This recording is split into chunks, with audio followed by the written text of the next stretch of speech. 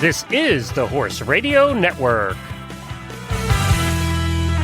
What a beautiful day for horses in the morning. You are listening to the #1 horse podcast in the world. Here's your entertaining look at the horse world and the people in it.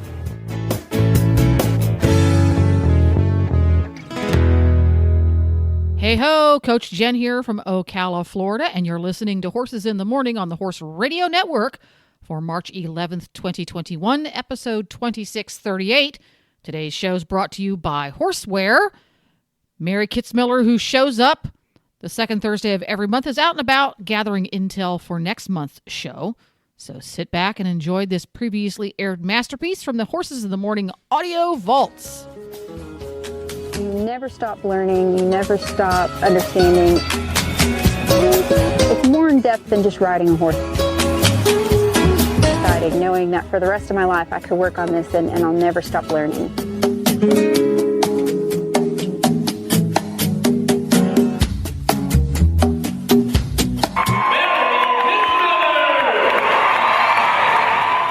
Woohoo! Welcome back to the Mary Kitzmiller Show, second Thursday of every month, and coming up on today's show, Mary's going to have a tip about putting in the time to get your horse to do what he needs to do, as well as you. And then we're going to hear some answers to listener questions. Hopefully, Sam and Rebecca will be stopping by. And Rebecca's going to chat a little bit about Mustangs and tip challenges and different ways you can dip your toe into the Mustang makeover biz and overall geek out about horse training. So there you go. Welcome back, Mary. How you doing? I'm doing pretty good. It's actually sun shining out. It's not raining as it's been in Texas, and I'm enjoying the heck out of daylight savings. Finally, it's not dark at 4:30. See, here, because Glenn and I are both early risers and early to bedders, 8 o'clock, 8:30 rolls around, we're out of here. It kind of stinks for us because now, and at least until summer gets closer, right now at feeding time, it's still dark again because we changed the clocks. But that will change soon enough. Now, did I hear that once again, our lovely, dependable, trusted government is thinking about getting rid of the whole change your clocks twice a year thing? Did I hear that? I hope so. I think I saw that floating around, and I don't know if that's just one of those wishful thinking type things. It doesn't make sense. Although it almost is worth it that one day a year where you get to sleep in an hour. I mean, that's pretty cool. But there's nothing, especially for you guys that have to like work inside all day. You drive to work in the dark and you leave in the dark, and it's darkness all the time. And for me, having to feed so early because it's going to get too dark out. This is like a breath of fresh air. It's so nice to have sunlight at 7 o'clock. I love it. Now, according to Sal, my memory banks may be a little bit off here. If I remember right, the whole thing got started because the business community was concerned that folks were not going out after work to enjoy shopping and movies because it got dark and they did not feel safe in the cities going about what they wanted to do in the dark. And that's how the whole thing got started. Now, there's probably further details that may change the flavor of that statement, and I'm sure I will get emails from people. So send your complaints to Jennifer@horseradionetwork.com. So I'm okay with totally ditching it. The time is what the time is, and just leave it there. Yeah, I hope they leave it like where it is right now. So I think isn't the standard what we had over the winter? Isn't that what it's supposed to be? And then we started adding the hour of sunlight, or? I think so. I think now we're on daylight savings and standard is in the winter. Is that how it goes? I feel like it is, but I want it where it is right now. Right now. Okay, I'm good with that. So speaking of time. Yeah. Time is important. Time is limited. Time is hard to find when it comes to going out and playing with our ponies. So your training tip today is putting in the time. Please explain. Yes. So I've worked with a lot of really great clients over the years, and I've talked with a lot of horse owners, and one of the biggest frustrations that people come across is, oh, my horse misbehaves. He does this, or I can't ride him because of this. And I just want to enjoy my horse. And there's always some big problem the horse has that they're always trying to get over. And it seems like it takes years and it's never getting any better. And, the big problem with all of this is, and I completely understand and I empathize, but one of the reasons why your horse just never seems to get over that hump is it takes lots and lots and lots of concentrated training just to train a new behavior. Now imagine if your horse has this really ingrained habit that it just keeps building and building every day. You're going to have to spend twice the time it took them to learn the thing to undo it all. And it takes, you can't do it you can't do it on a once a week schedule or, once every other weekend. You've got to put in really solid time to get your horse to a good spot. I had a trainer once tell me that it takes, he thought it took 200 rides to get a horse broke. And by broke, I don't mean like completely done, finished training broke, but really, going well, fairly dependable, 200 rides. So if you're doing that every day, that's the better part of a year. But, if you're doing that once or twice a week or a few times a month, think of how many years that's going to stretch out. And really those 200 rides need to be right on top of each other. So, I see this all the time with horses that, they come to a clinic and they've got an issue with pulling back, and then I see them years later and they're still pulling back. If your horse has a challenge or a problem, or you're just trying to get him to a better spot, you have got to find a way to put the time in on this horse. And I'm talking every day. Let's say you really only have 3 times a week you can work your horse. You are better off putting those 3 rides right on top of each other 3 days in a row and then letting them soak the rest of the week. They just need that repetitive over and over and over again, review what we learned yesterday, build on that from yesterday, and start it again today. But, I don't know if I said it before, but horses aren't motorcycles. You can't put them in a garage and then get them out every so often to, take off the cover, dust them off, and hit the road and expect them to be perfect for you. Even motorcycles need maintenance or they're not going to run correctly. But, American Pickers comes to mind. They find the 1947 Harley in that shed. It's not going to start up. Yeah. I mean, but unless it's some miracle. But, I did a clinic once, and there was a particular person in this clinic who right away, I showed up the night before to the barn where I'm supposed to do the clinic. And right away, this person says, oh, I can't make it tomorrow morning. I have to pick up my dad at the airport or whatever. I said, okay, no problem. Just jump in when you can.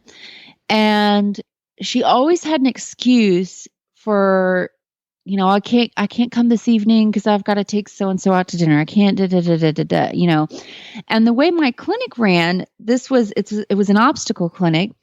And I started everyone on the ground and started with very easy obstacles. And I showed them how to correctly send your horse through the obstacle. And we would add more challenges as the horses got more educated.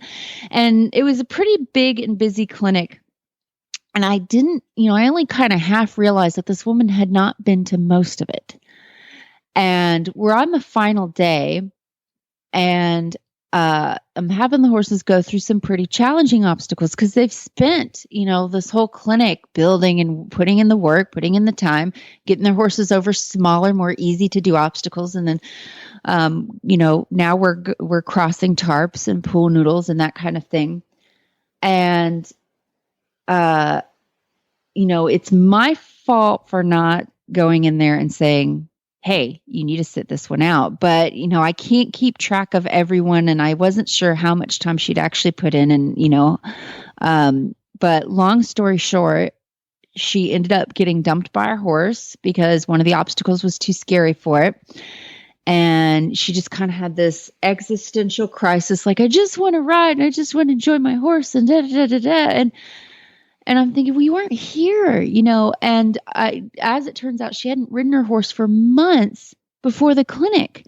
And then I had other people from that barn say, oh, she's terrified of that horse. That horse has dumped her several times. And I'm like, why won't you put in the time? And I know where it comes from. This is not a bad person. And where it comes from is this aversion. When you've had scary things happen, you kind of find excuses to avoid going out to the barn and really working on it, but you're just setting yourself up for a big problem.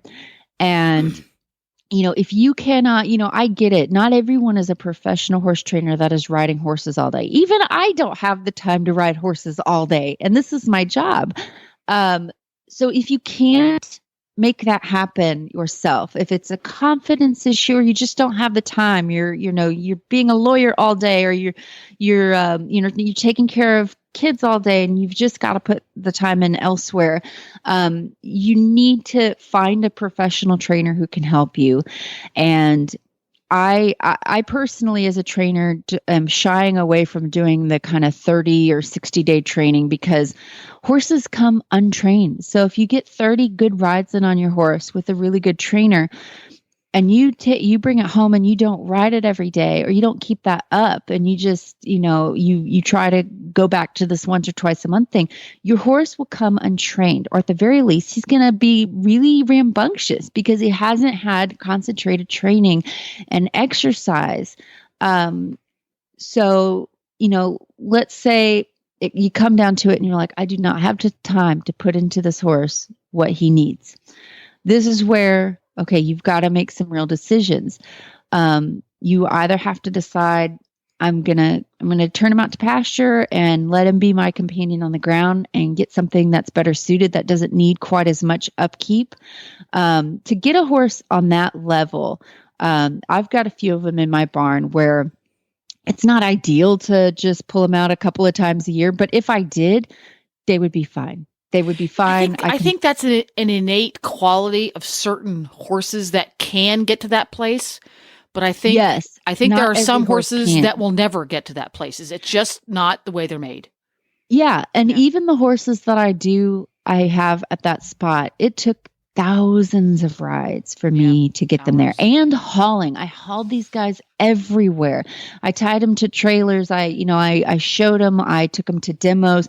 I've hauled them to Washington State and back to Texas. I've ridden them for hours and hours and hours and hours. And that's what it takes to get a horse to that point. So, that can be bought. It's pricey, but even that horse, if I sent my good old boy saint of a horse Guthrie down the road, and someone wasn't really prepared to be riding, they could untrain him as in less time than it took me to train him. In certain hands, Guthrie could be a horse that I have to pull out of the rafters every morning because he's bonkers. So. This might all sound kind of frustrating, and you might have this horse in your barn now that you're not really confident about getting on because he's got all these issues. But I've talked about this before. The way to go about it, you have to change your mindset. Instead of being frustrated that you can't do something with your horse, come at it from a perspective of, okay, here's where we are today. This is what we need to do. I've really... over the years, I've really dumped this idea. I don't get frustrated with my horses anymore, for the most part. Nobody's perfect.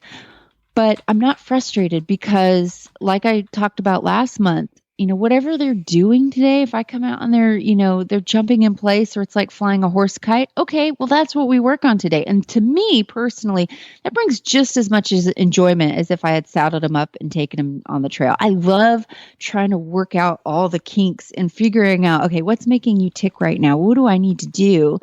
And to me, that can be just as fulfilling. But the most important thing, obviously experience is important. Having good timing, having good feel is very important. We have to develop that ourselves.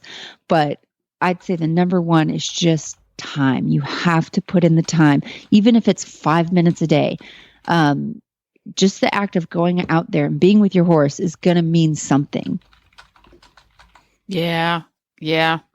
It's so hard but then on the other hand, it's hard to find that time. But on the other hand, there are so many options that are worth investigating. Share the horse with somebody so somebody else can do the work with you, a partnership. Have a trainer. Have a horse that is, like you said, less maintenance. There's so many things you can do, or just, do more groundwork. It's amazing. And I've only recently discovered the value of what is referred to as groundwork, where you and the horse are doing things that exercise them both physically and mentally, but you are not in the saddle to do it. And I am amazed at, if I put a little bit of time and effort into thinking about what we're going to do and develop a little bit of a plan, how much that transfers into what I do under saddle. Example. When I first got Nigel, Nigel's a little bit of a chicken heart. He loves going out, and every horse in the world is his friend as long as he's riding with him. But every horse on the planet that is on the other side of a fence as we walk past is a dragon that's going to eat him. So we had an issue whenever we would walk around our neighborhood that if he saw another horse in a field that came towards him, it was exit stage left and head home in a hurry.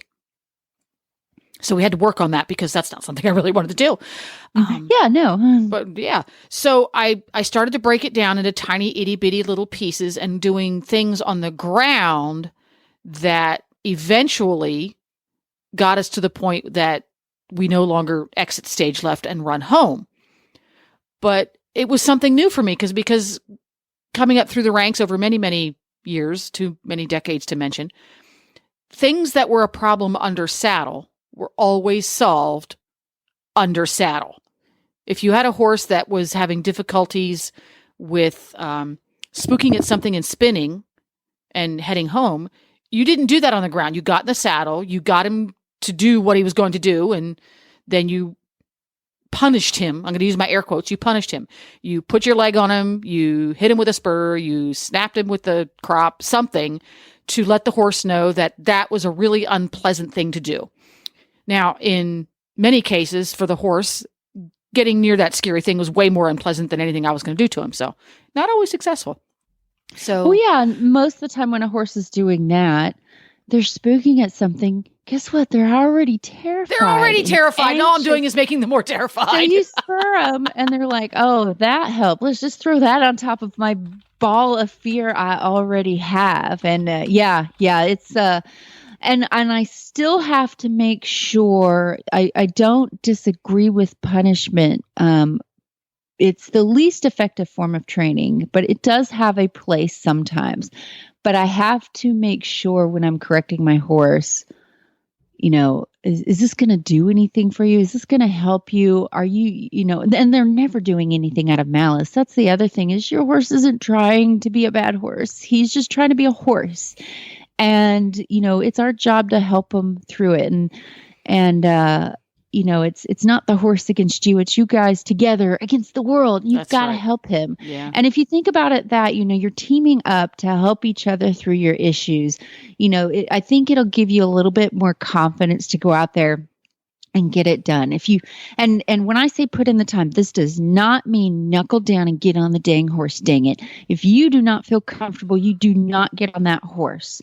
Don't do it. There's plenty of stuff you can do to help get your horse through things on the ground where both of you are going to stay safe. You don't have to cowboy up and ride the horse. I just did a colt starting competition a couple weeks ago in Tennessee, and I was the last one on my horse in just about every session but the final session. And the other trainers were really gifted at working things out from the horse's back. And if they did a little something here and there, they'll just work it out from there. And that's fine. But I know me, and I didn't get on not because I was scared, but because this is how I like to go at things. And I actually got marked down by the judges. They had me last in every session but the final. And I was like, hey, I know what I'm doing. I got this. But they were kind of worried that I wasn't tackling this issue because my horse wasn't bucking around and I wasn't like kicking up clouds of dust and I wasn't getting on him and just riding it out. I was like, nope, I have been here before. I know what I'm doing. I like to quietly work those knots out in the horse. And a lot of this involves groundwork. I don't, it's like if you get a big knotted rope, if you go in and pull on it really hard, you're just going to tighten the knot. If you get a knife out and cut the knot in half, your knot's not of any use. Your rope's not of any use to you anymore. So I just sit there and I spend the time. I work out that knot. And by the time I got to the finals, my horse was so good. I got on his back. I had not done, we had the option to like bring obstacles to our round pen because we had to do an obstacle course in the end and like cross our horse over bridges and stuff. Mm-hmm. I had not crossed my horse over a bridge. I had not really handled a rope on him at all until the final round. I hadn't drug anything off of him. And guess what? He did it perfect. He was the best at it. He was so good. He was so relaxed because I took that extra time on the ground. So groundwork is not a waste. If you don't feel comfortable, I was in a colt starting competition and the judges finally gave me some credit and they bumped me up to reserve champion and I got second place. And they gave me some really excellent feedback at the end of it. And, they said, wow, you got that horse going really well. So I felt completely validated, but I was in a competition where the goal is to get on this thing and do as much as you can in a few hours. And I knew, no, I am not getting on until I have this worked out. I will not do it. It's not good for me. It's not good for the horse. So you can spend this time on the ground. And if it takes you months before you're back on, don't fret. You can learn to love groundwork as much as the riding. And when you get back on the horse, it will be like he's always been there waiting for you. Mm-hmm. Yeah, I think that's, and if you're not a professional like Mary is, having a trusted trainer who is on board with training from the ground and getting those incremental pieces worked out, who's on board with that with you, who's like, yes, let's do this with you, another partner in your training, having that person who can give you feedback that, yes, you're doing this stuff from the ground, but you're also doing it correctly from the ground and you're making progress from the ground because it's easy. If you're coming at this from a place of insecurity, I'm not going to call it fear because I think that's the wrong word. You're not secure if you're coming from that point of view. Okay, I'm going to do this on the ground because I'm not getting on my horse. Doesn't feel good. You want to make sure you're doing that groundwork, not as a way to avoid that training process, because you can do all sorts of things on the ground and not actually get any training done. I've seen that many, many times. That doesn't mean training has to look like fire-breathing dragon and wide-eyed and dust getting kicked up. Like you said, it can appear to the outsider to be very quiet and very methodical, and it's like there doesn't seem to be a lot going on here. It can look that way, but it can also look like it's training when in fact there's really no training going on there. The horse is just moving around. Make sure you really are taking small increments. Keep a notebook. Have somebody video you so that 4 weeks later you had a horse that your starting goal was to get him to give his haunches and give his shoulders. And 4 weeks later, no, not really. He goes around in little circles, but he doesn't give one or the other on command. He pivots around his middle. Yes, he's moving, but your goal was to give the haunches or give the shoulders on command, and that didn't happen. So keep yourself a journal. Have somebody else someone who's on your side and on your horse's side watch you and have that conversation so that not only are you doing your groundwork from the ground where both you and your horse are safe and happy, but you're also making the progress you need to make because you're using up a lot of time to do it. You don't want to waste it. Yep, I agree. I concur. Dun, dun, dun. So how's that, eh? Yeah, that was quite an elaborate training tip. I hope that's working for They always people are, Mary. They always are. Yes, hey, speaking of training tips. Yes. We've got some hot weather tips for you today. Ooh. Yeah, I our need those. titles. I'm in Texas. Yeah, well, you've got flies in Texas. Well, the flies are already here in the South because you're in the South, and so am I here in Ocala, Florida, and they will be arriving in the North very soon. Had to do that. And you can offer your horse the maximum protection from the Rambo Protector from Horseware. That's right.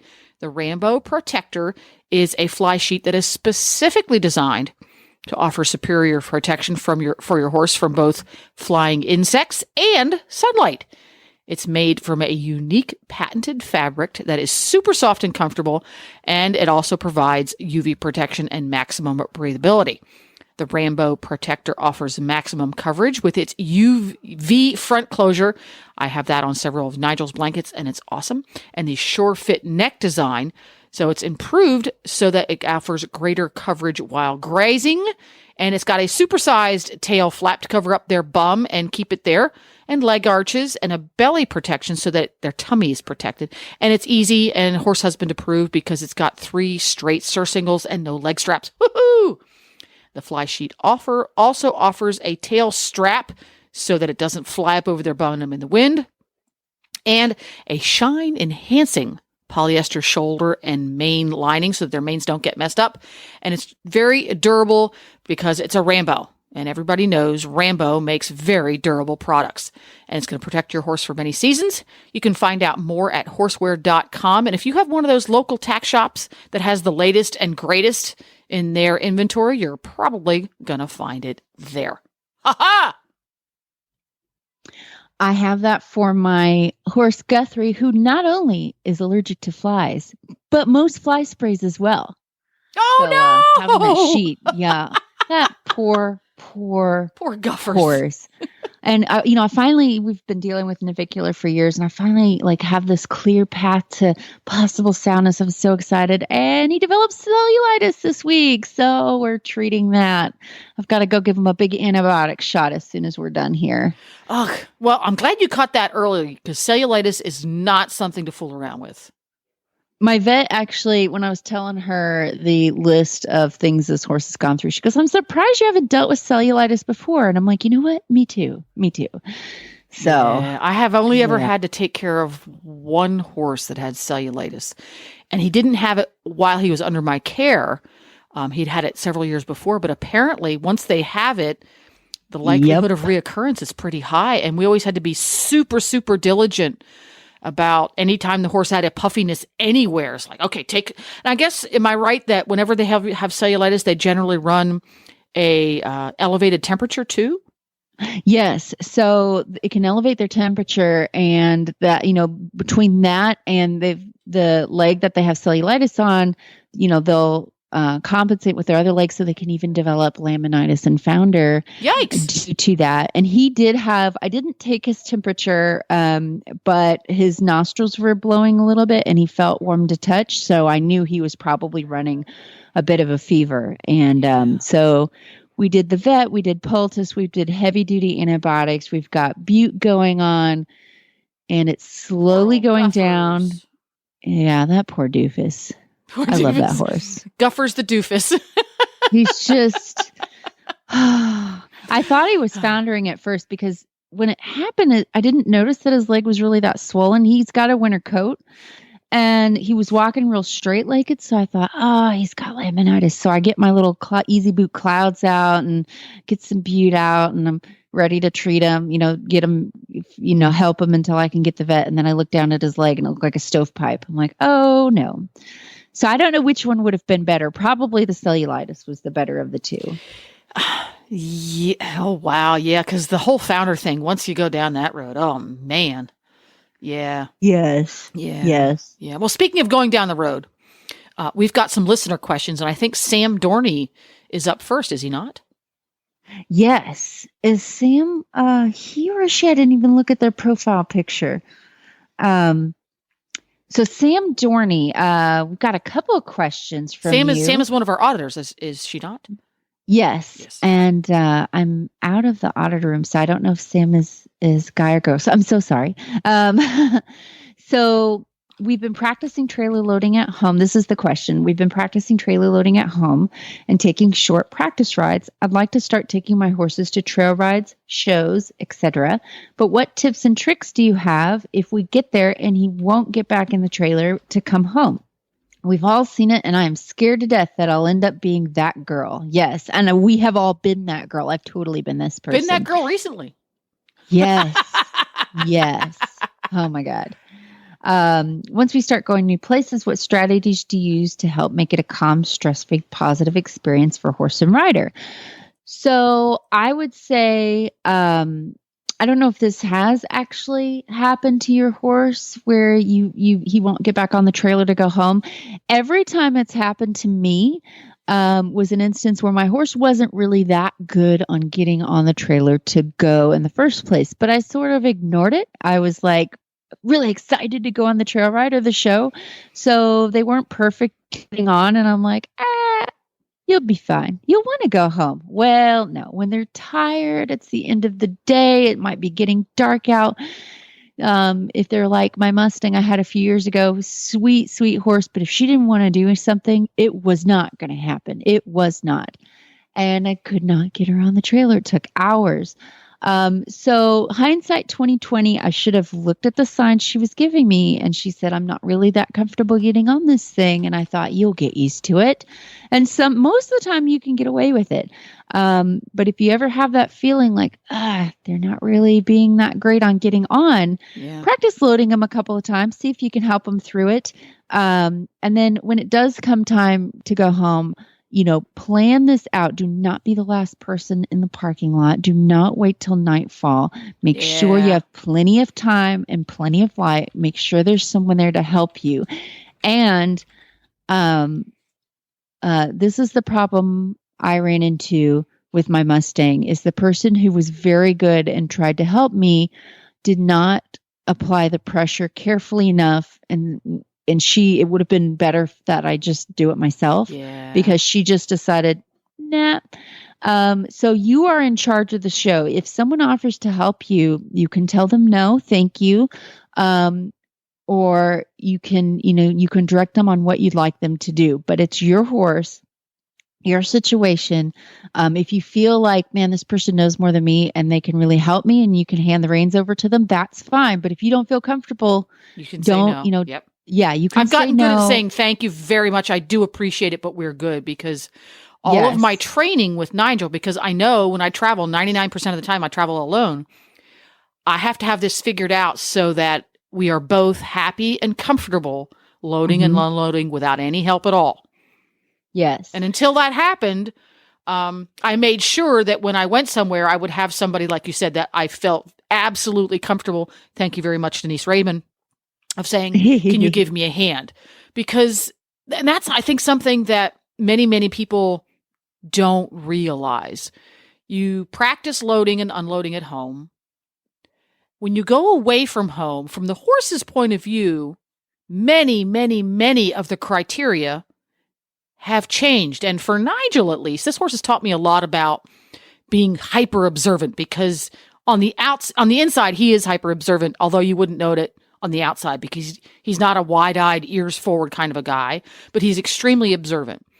When you go away from home and you're loading to go home, there are people walking behind the horse. Some horses, that's a trigger, because they've been zhuzhed into a trailer from behind in a bad way, and it's a bad memory for them. So that's a trigger to rebel.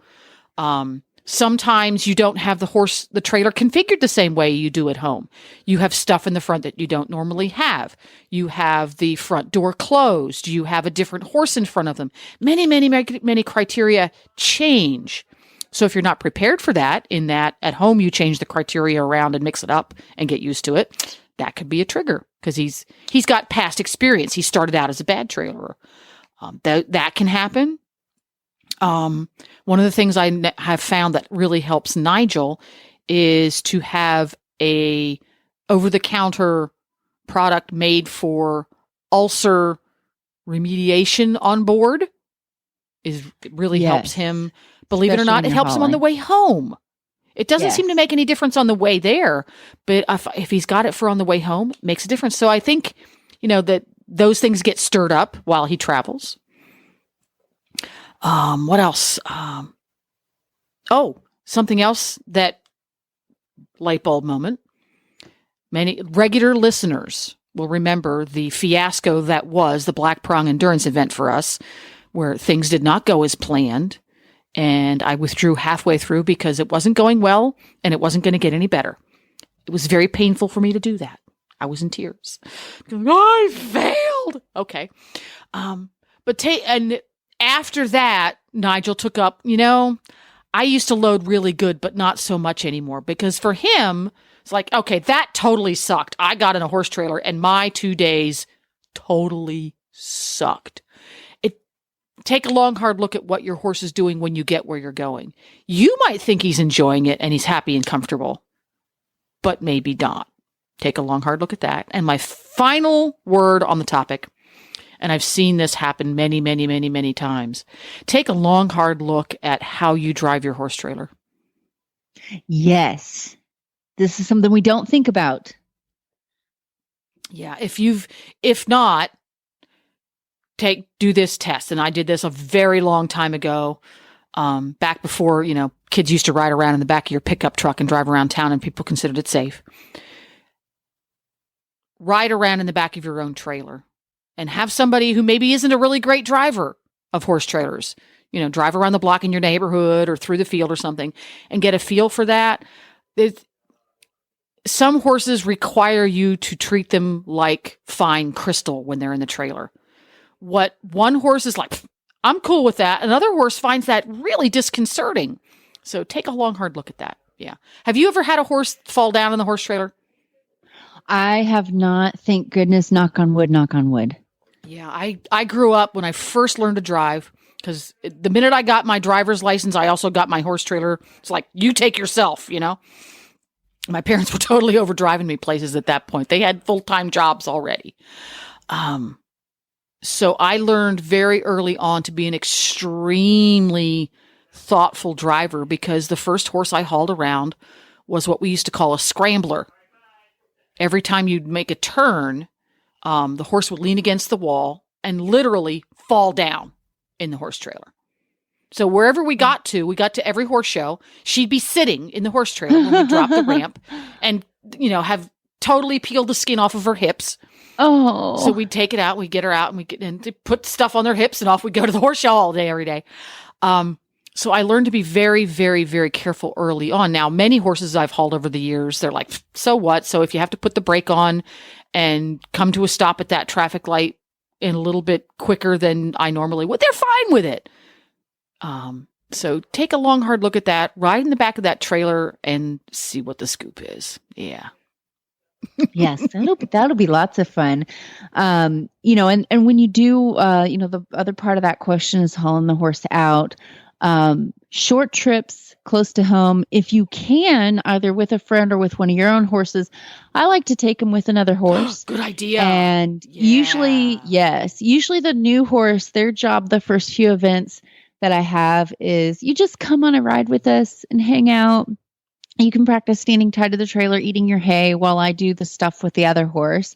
And, you'll load in the back slot. You watch the good horse load up, the experienced horse load up. And so if you can haul with friends with good experienced horses. And I had a friend of mine, she got this rescue horse in that would load right in the trailer, but then would act terrified in the trailer. So what she did every morning was load the horse up, put him in the trailer, and go to town and eat breakfast. And the horse would get to sit in the parking lot every morning and then go home and load the horse. And, so just it's short. There's not a lot of pressure. It's not like, we took for an hour to get in the trailer and now we've got to get ready for the show and we're going to be here all day. And then we got to get them on the trailer at the end, just haul them to town and back, and just build their experience from there. Just the practice of just going to town, even if they don't do anything, will do a lot to getting them toward that. Some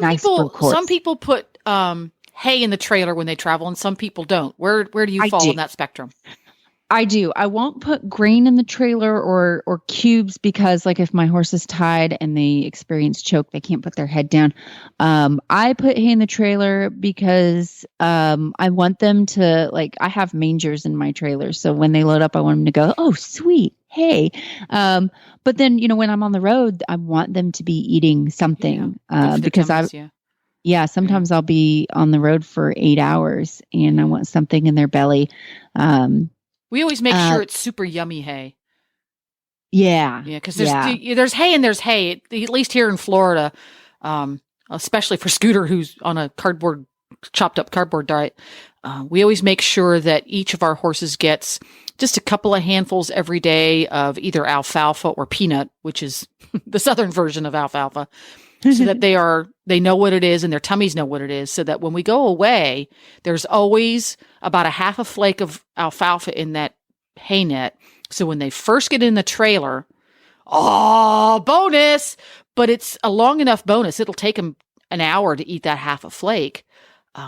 It really lasts. So they associate trailer rides in general with the super yummiest hay ever. Exactly. Yeah. Yep. So, really we good. have a second half really to this question, don't we? Okay, so this is is this a different person? Same person, okay. Different question. Okay. My horse is returning from a broken navicular bone and extensive soft tissue damage in her hind foot, freak accident in the pasture. She is sick of stall rest and can be a bit wild. My vet told me she's never allowed to lunge or round pen again because the repetitive small circles stress the damaged area. Do you have any suggestions to help rid of some of the excess energy before I ride? She's allowed to walk, trot, and canter as long as she doesn't start showing discomfort.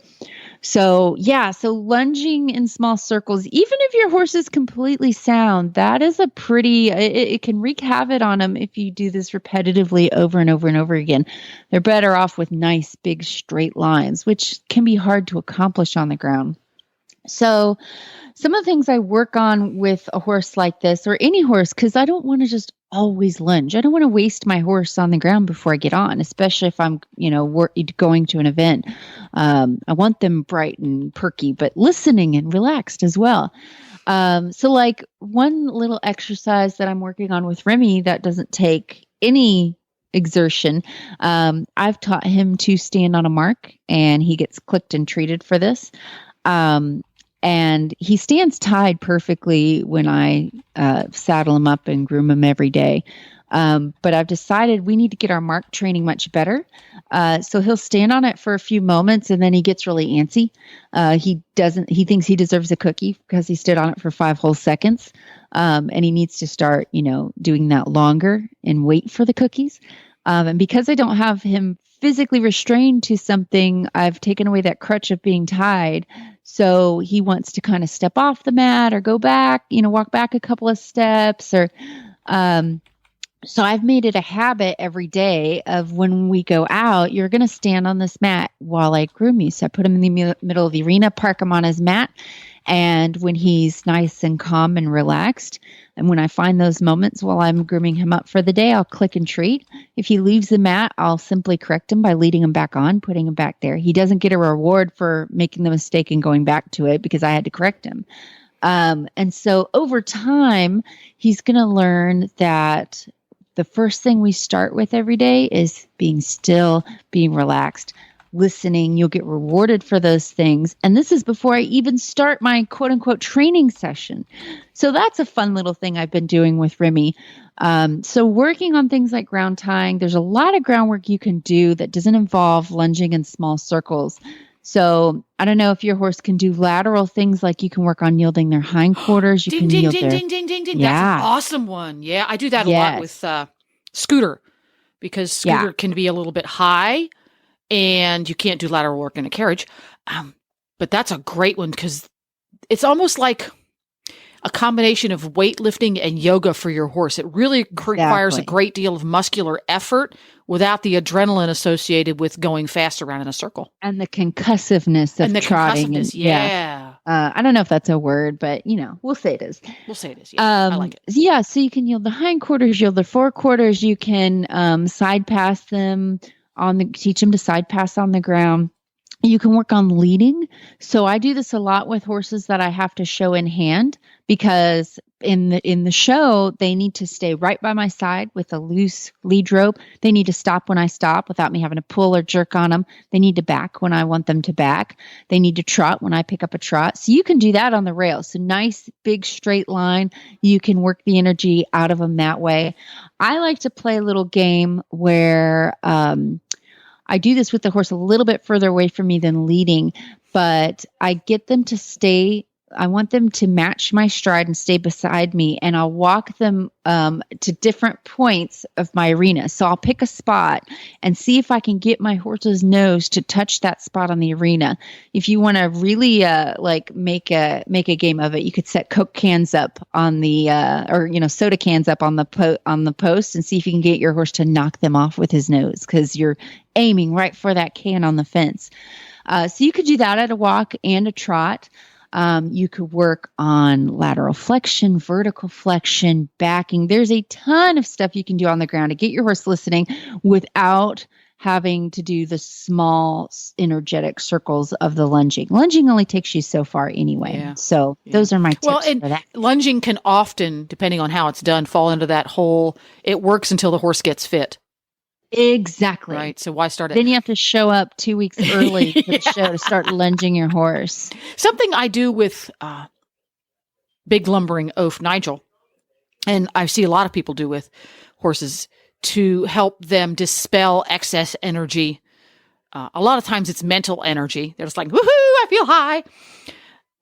Is lengthening and shortening of the stride. First at the walk. Yes, probably less so at the walk, but at the trot especially, because that lets him move on.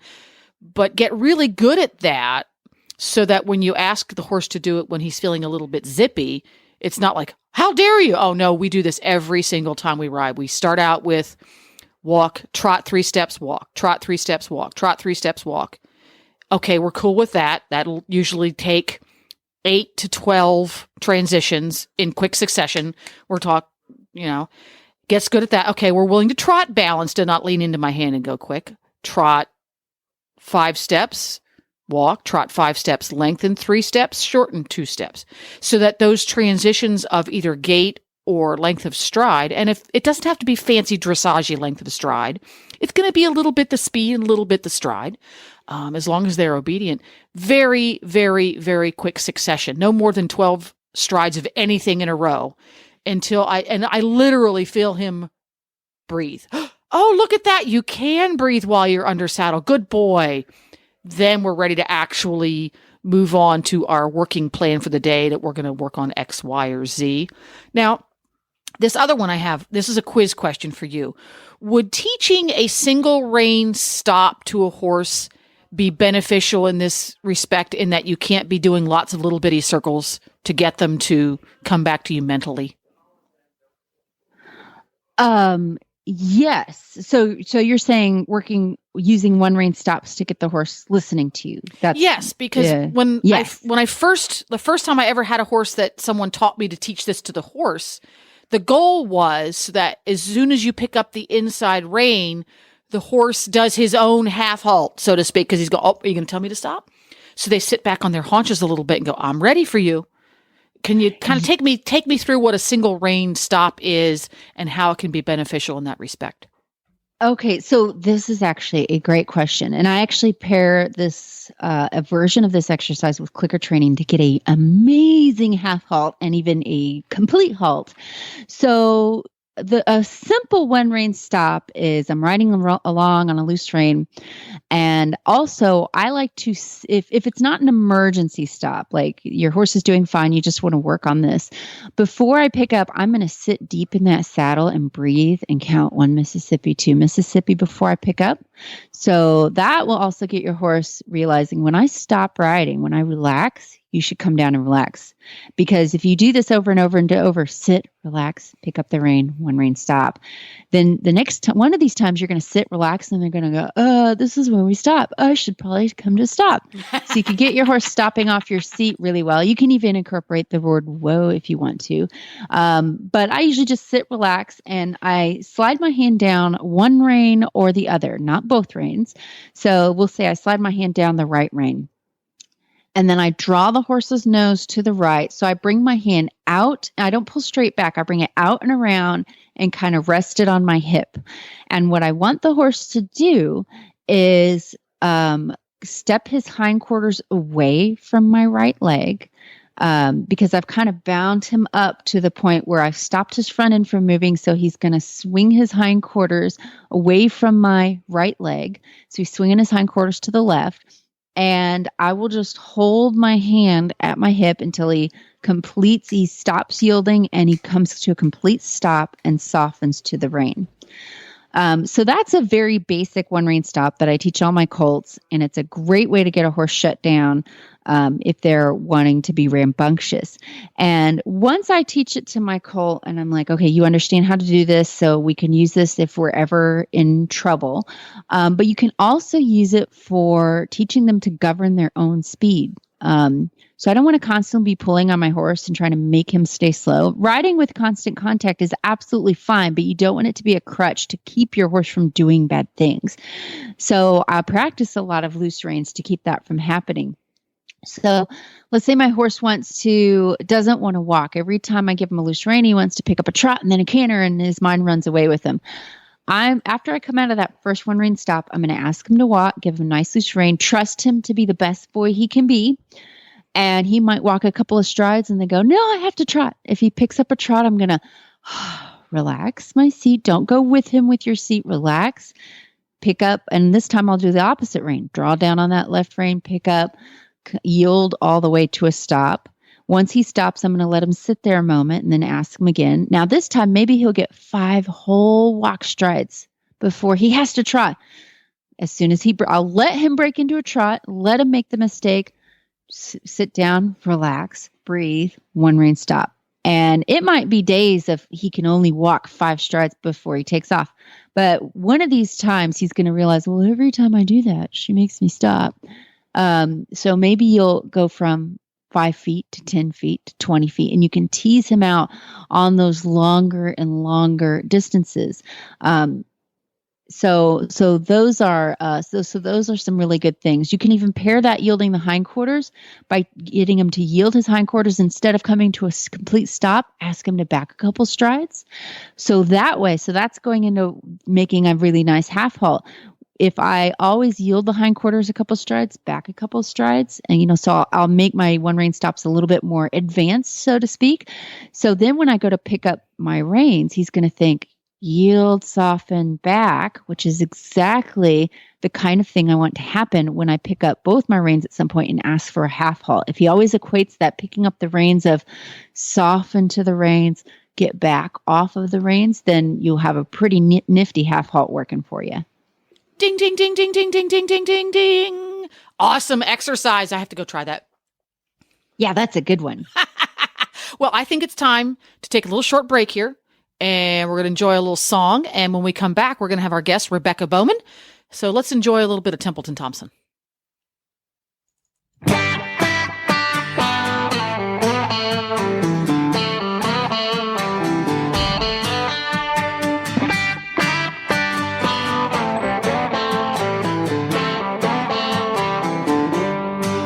There's a bluebird on some barbed wire. There ain't no clouds, only blue sky. And I got flowers in my garden. Yeah, it's looking like a beautiful day. So I was thinking I'd go walking down the dirt road. Baby, stop and smell the roses. Take it easy, 'cause it's looking like a beautiful day. Beautiful day, yeah, yeah. Beautiful day, ain't it beautiful? Beautiful day, yeah, yeah. Beautiful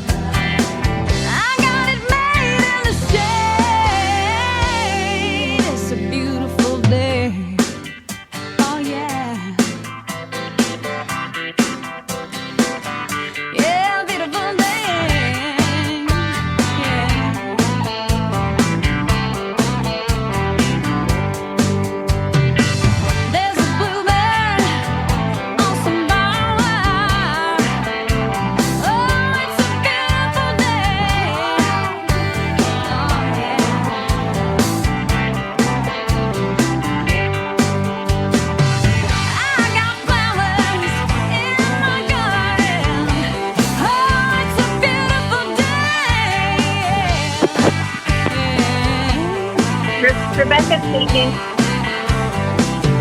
It's a beautiful day.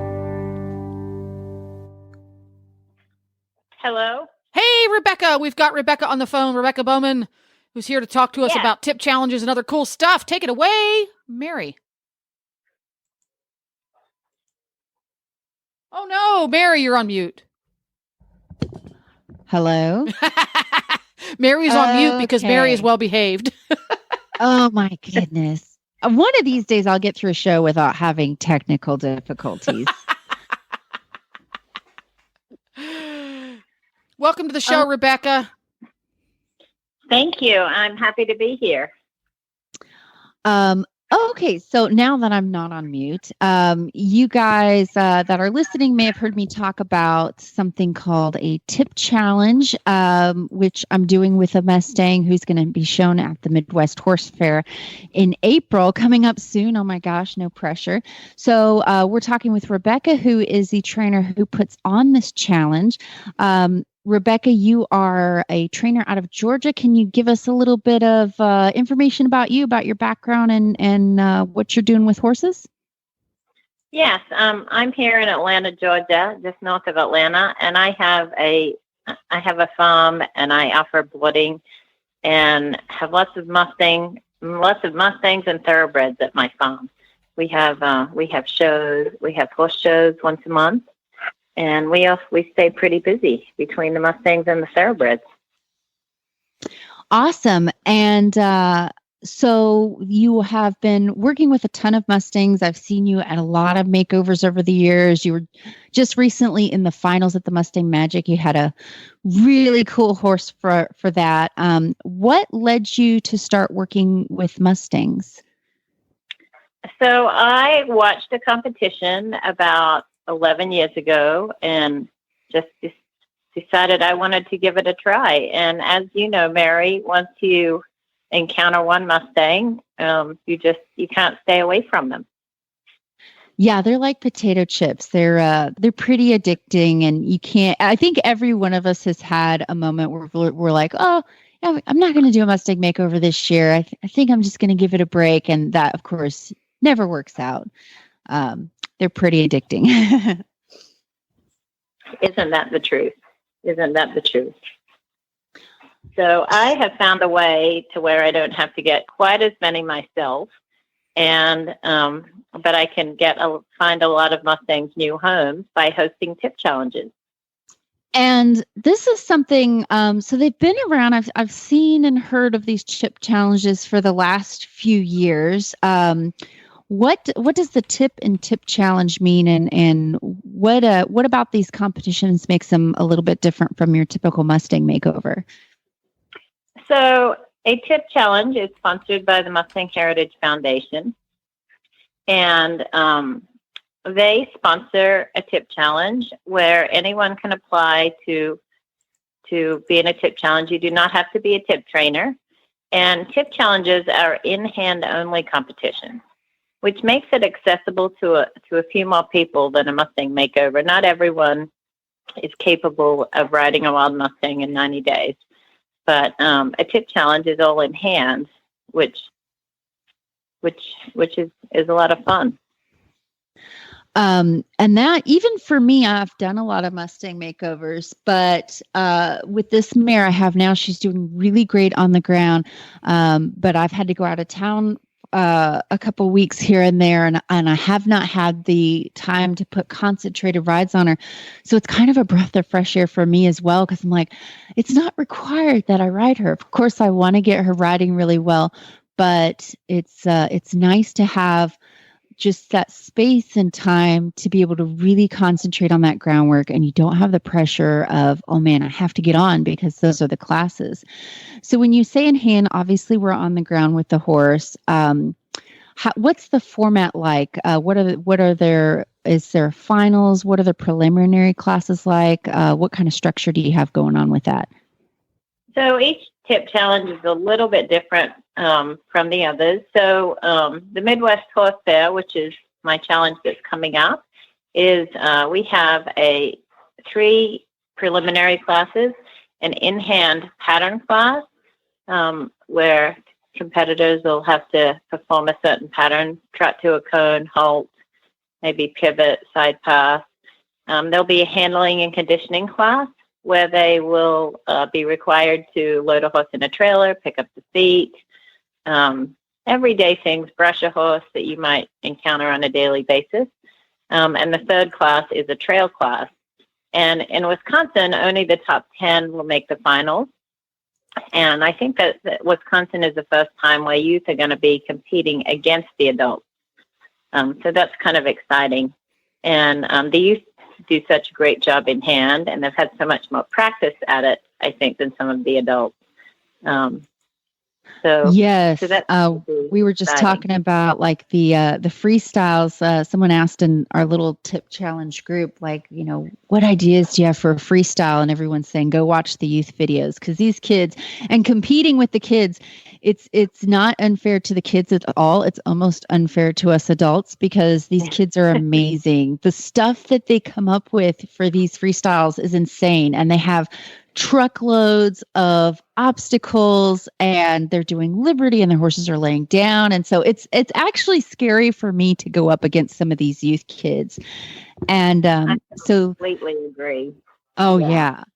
So I think the freestyles of these events can be every bit as exciting, if not even more so, than what you see in a Mustang makeover, where we have people riding the horse in the freestyle. Of any of these things you've been a part of, have there been any particular performance that has stuck out to you that you thought, wow, that's a really cool idea that they did, or you thought it was just a really neat performance? There is, as you know, Mary, seeing every time I go to, whether it's a tip challenge or a Mustang makeover, I think to myself, oh my gosh, I didn't think that was possible. How in the world did they come up with that? There's just so many neat ideas. There's a girl from my barn that's done, she's done 6, I believe, Mustang makeovers or tip challenges. And her last few Mustangs, she has taught to not only sit, and she's had yearlings, so they're small, sit and lay down on the couch and be covered by a blanket. For those who want a couch potato horse, literally. Yeah. So it's just, there's no end to what you can teach them. And I think her Mustang before that, I think she taught it to load in the trailer from the back field at my farm. And my farm is 178 acres. So when she stands in the back corner of the back field and yells trailer and lets it go, and it runs out the gate through the laneways to the horse trailer and gets in the trailer. Oh my gosh. So there's just no end to things you can teach them. So Rebecca, for the uninitiated, the extreme makeovers, the competitors have to ride their Mustangs after 90 days, right? Correct, yeah. So for the tip challenges, what is the time frame, and are there specific skills that the horse needs to show at the competitions? And if so, what are they?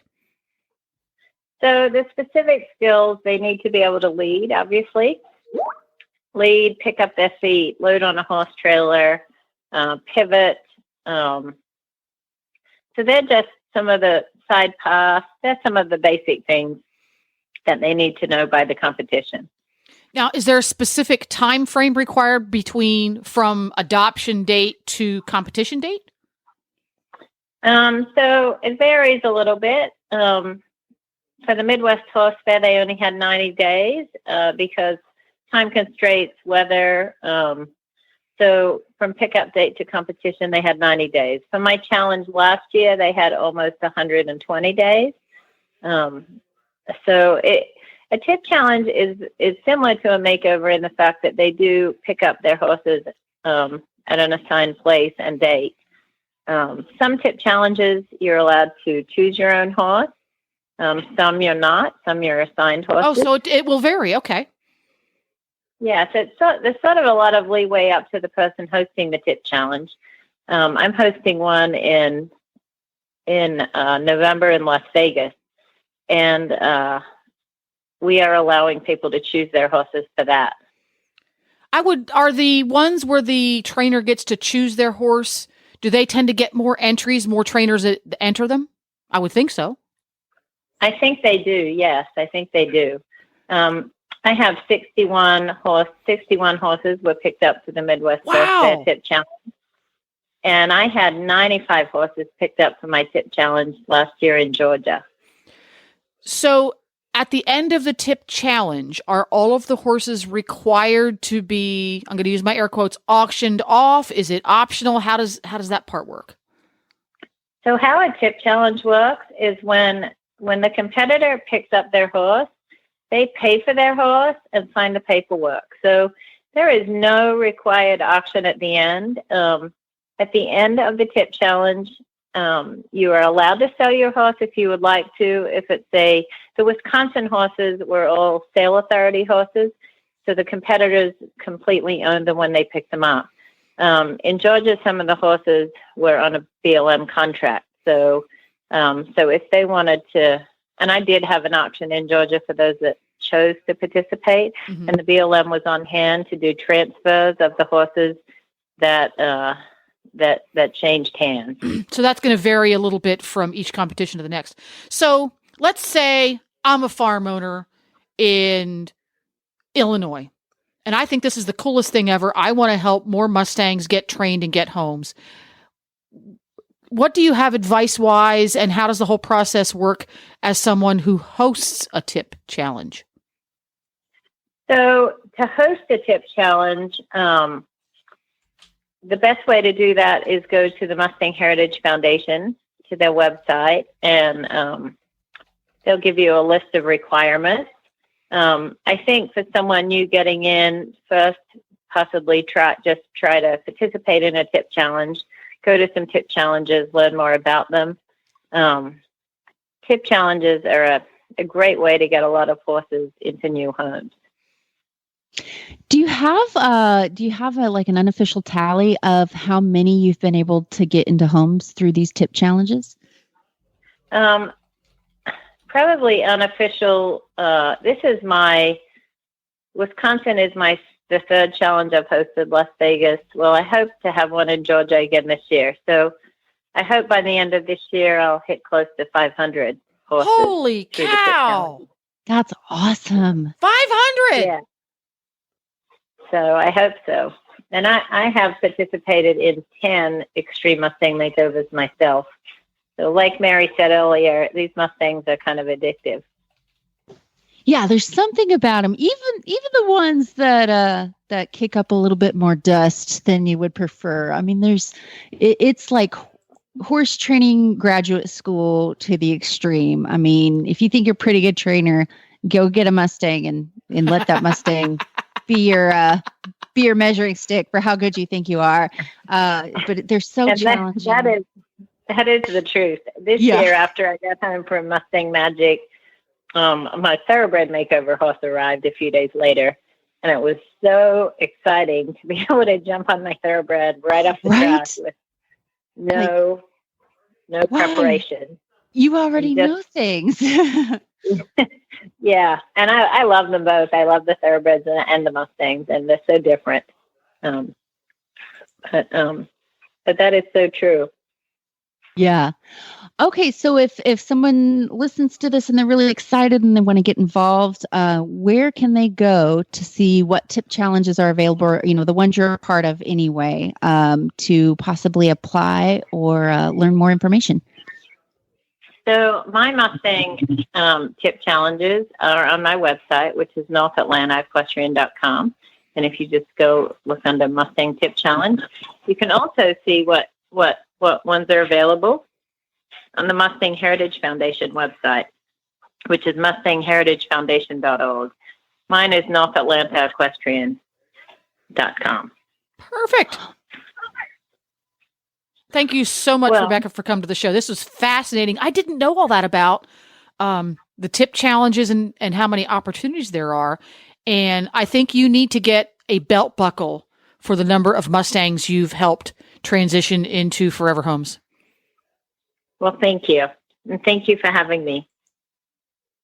All right. Thank you so much for coming on. And I'll be excited to see you in April. All right. Thanks a lot. I didn't know all that. Every time I think I kind of know what's going on with this whole Mustang thing, I learned more stuff, and I was surfing around while I was listening to Rebecca, and there are all these, I'm going to use competitive opportunities, more and more places where you can take your Mustang and compete against other Mustangs.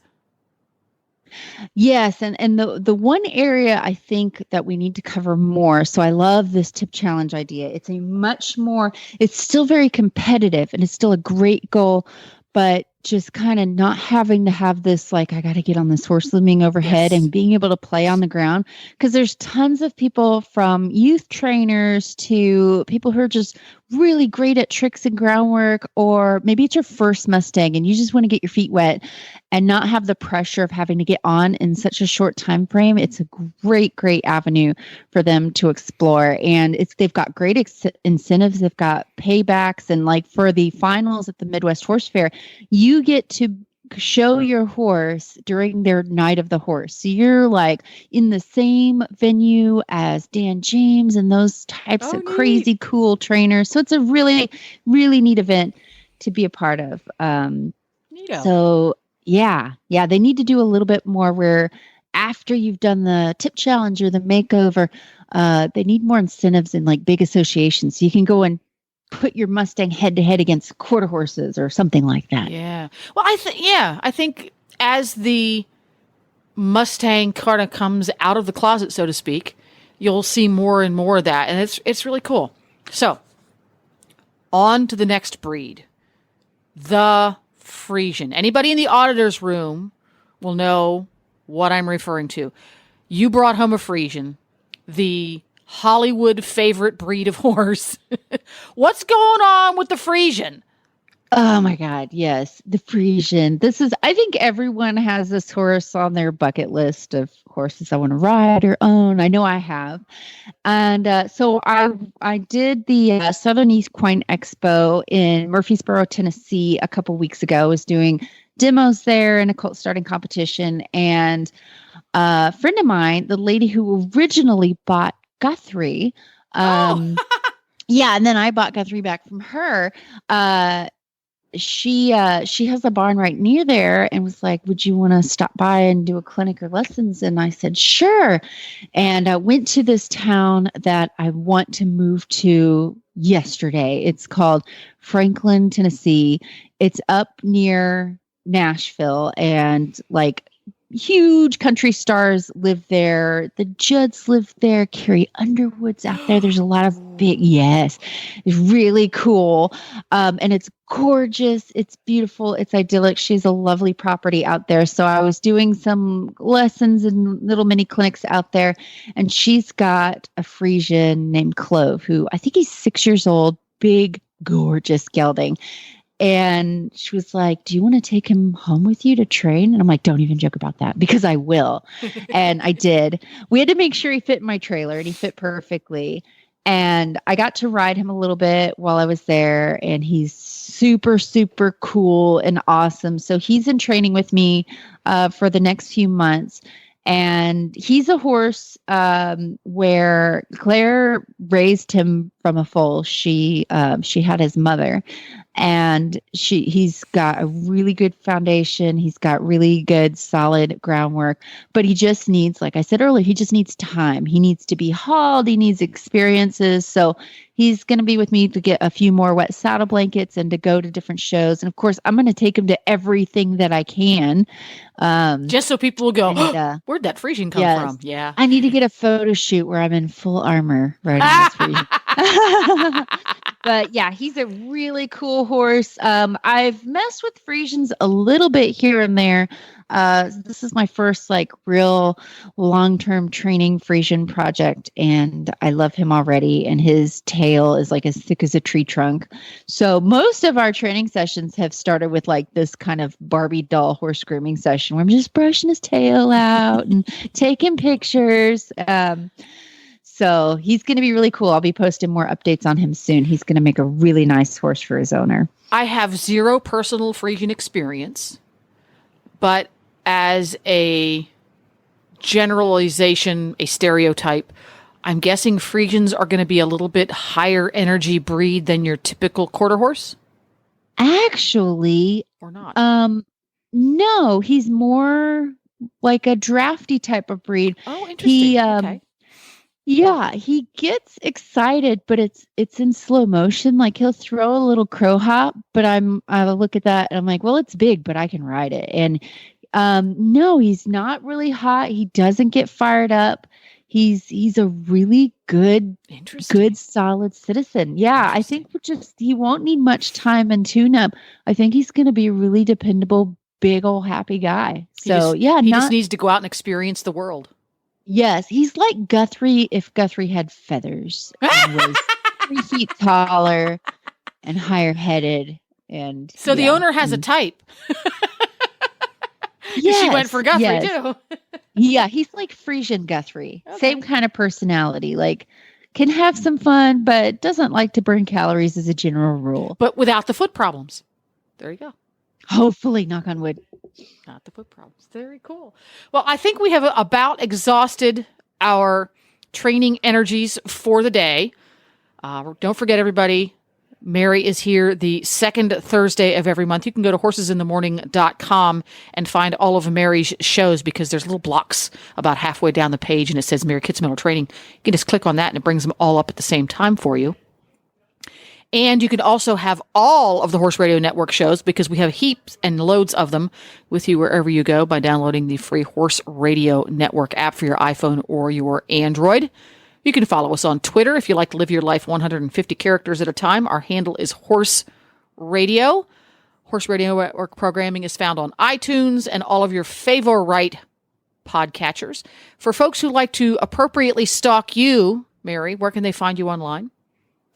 You can find me at marykitzmiller.com or you can find me at Mary Kitzmiller Horsemanship on Facebook. And the one thing we didn't get into, you can find me on Instagram with MK Horsemanship, and I have photos of my cow dog or dog cow. I'm not sure what he is yet. Oh, yeah, we didn't get to talk about baby cow and baby goat. So make sure you make a note to talk about baby cow and baby goat next time.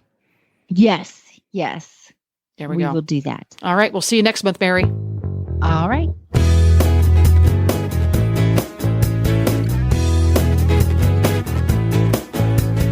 Hey, your internet held up. It did.